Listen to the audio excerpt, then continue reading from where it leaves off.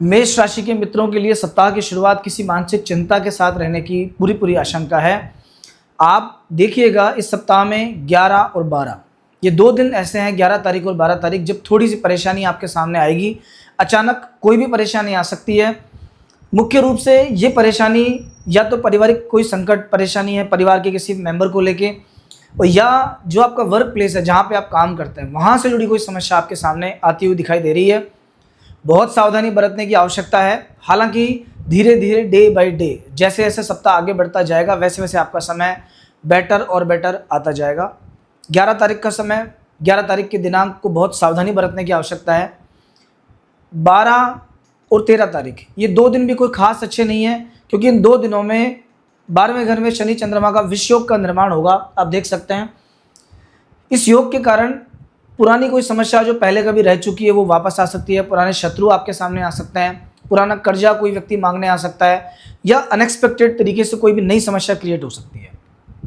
वैसे भी इस समय शनि की 7.5 के प्रभाव में आप हैं। 7.5 फिलहाल आपको चल रही है, बहुत सावधानी वैसे ही बरतनी है। सिर पे 7.5 मानसिक चिंता देती है, स्ट्रेस देती है, बर्डन देती है। व्यक्ति इतना ज़्यादा ओवर बर्डन होता है कि ज़्यादा बर्डन की वजह से वो ढंग से काम नहीं कर पाता, मन नहीं लग पाता, परेशान रहता है। इस पूरे सप्ताह के अंदर, सप्ताह के जो 15, 16 और 17 ये 3 दिन का जो समय है आपके लिए बहुत अच्छा समय है। वीकेंड खास तौर पे अच्छा रहेगा 16 तारीख और 17 तारीख। इन 2 दिनों के अंदर जब चंद्रदेव उच्च राशि में विराजमान रहेंगे, फाइनेंशियल मैटर में कोई अच्छा समाचार सुनने को मिलेगा। किसी पारिवारिक सदस्य की तरक्की से जुड़ी कोई चीज़ भी सामने आ सकती है कि अपने किसी फैमिली मेम्बर को लेकर कुछ बहुत अच्छा हो जिसके कारण आप भी अच्छा फील करें। कोई भी इंपॉर्टेंट काम अगर आपको करना है, प्रयास करना 16 तारीख और 17 तारीख इन 2 दिनों में उस काम को करने का प्रयास करना। किसी प्रकार के इन्वेस्टमेंट के कारण या इन्वेस्टमेंट की दृष्टि से, कोई नया बिजनेस शुरू करने के हिसाब से, या कहीं भी ट्रैवल करने के हिसाब से ये 2 दिन आपके लिए खास अच्छे हैं। इस पूरे सप्ताह के अंदर ध्यान रखिएगा जिन लोगों को हार्ट की प्रॉब्लम्स है, हार्ट डिजीज़ जिन लोगों को है उनको भी ध्यान रखना पड़ेगा। चतुर्थ भाव में सूर्य चल रहे हैं अभी। सूर्य सभी ग्रहों में सबसे विशाल काय ग्रह है। आप ऐसा मान सकते हैं सबसे ज़्यादा तेजस्वी प्लेनेट है। बहुत अधिक इनके अंदर रोशनी है, चमक है, अग्नि से संबंधित ग्रह हैं।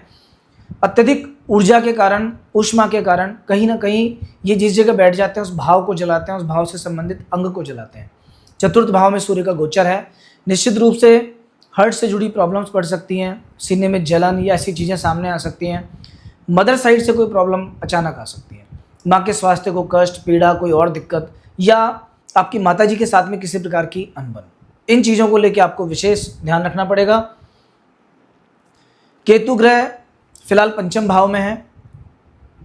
आकस्मिक धन लाभ का योग बनाते हैं। कहीं से अचानक पैसा आपके सामने आ सकता है। कोई ऐसा इन्वेस्टमेंट जो आपने पहले किया है उस इन्वेस्टमेंट का कोई बहुत अच्छा सा रिटर्न आपके सामने आ सकता है। और ये समय अभी ऐसा है कि पेट की बीमारियों का भी ध्यान रखना जरा सा। अगर आपको पहले कभी पथरी हो चुकी है तो पथरी वापस से रिक्रिएट हो सकती है। पेट का दर्द अभी स्टार्ट हो सकता है, क्योंकि 5म भाव के केतु हालांकि पूजा पाठ में मन लगाते हैं, आध्यात्मिक दृष्टि से बहुत बढ़िया होते हैं। जितना अध्यात्म का सहारा आप अभी लेंगे, मंदिर वगैरह में जाएंगे, पूजा पाठ करेंगे, दान पुण्य करेंगे, उतना बढ़िया है। सेकेंड जो इनका एक अच्छी चीज़ है और एक बुरी चीज़ भी है। बुरी चीज़ ये है कि ये पेट की तकलीफ देते हैं। जो स्टूडेंट्स होते हैं उनको खास पढ़ाई में मन भटकने का चांस रहता है। सभी जो स्टूडेंट्स हैं आप ध्यान रखिएगा, अभी कुछ समय के लिए, साल भर के लिए, कम से कम साल सवा साल प्रतिदिन गणेश चालीसा पढ़ना चालू कर दीजिए। नहीं तो आपकी पढ़ाई लिखाई में कोई ना कोई दिक्कत, परेशानी, बाधा ये मान लीजिए कि बस आने ही वाली है। एकादश भाव में राहु विराजमान है। 11वें घर के राहु का अर्थ होता है व्यापार व्यवसाय में उन्नति। ये समय व्यापार को बढ़ाने का समय है, यात्रा का समय है, मित्रों के सहयोग से काम करने का समय है। नई पार्टनरशिप, नए लोग आपको मिल सकते हैं। कंधे में चोट लगने का थोड़ा सा भय है, ध्यान रखिएगा।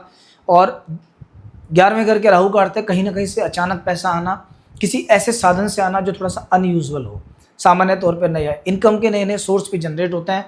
और अगर आप कहीं लीडरशिप का काम करते हैं, पॉलिटिक्स के अंदर आपका कोई रुझान है, या किसी चीज़ के लीडर आप हैं अपने टीम में या कहीं पे भी, तो ये समय आगे बढ़ने का समय है। आपकी नेतृत्व क्षमता बढ़ेगी, लोगों का व्यवहार आपके साथ में बेटर होगा।